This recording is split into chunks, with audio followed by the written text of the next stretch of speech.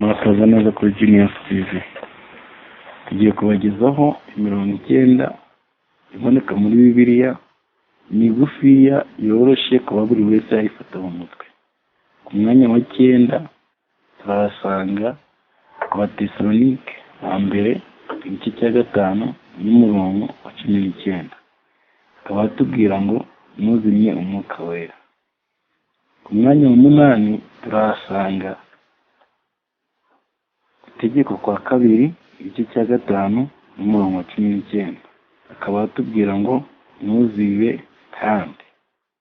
Ku mwanya wa 7 tukaba tuhasanga mu Kuva igice cya 20 n'umurongo wa 15. Akaba atubwira ngo ntukibe. Ku mwanya wa 6 tukaba tuhasanga mu Kuva igice cya 20 n'umurongo wa 13. Akaba atubwira ngo ntukice. Ku mwanya wa 5 tukaba tuhasanga Abatesalonike ba mbere igice cya 5 n'umurongo wa 20. Akaba atubwira ngo ntugasuzugure ubuhanuzi. Ku mwanya wa 4 tukaba tuhasanga Abatesalonike ba mbere igice cya 5 n'umurongo wa 17.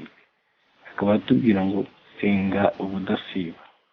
Ku mwanya wa 3 tukaba tuhasanga muri Luka igice cya 17 n'umurongo wa 32. Akaba atubwira ngo ibuka Mukaroti. Ku mwanya wa 2 tukaba tuhasanga Abatesalonike ba mbere igice cya 5 n'umurongo wa 16. Akaba atubwira ngo ishimire iteka. Ku mwanya wa mbere tukaba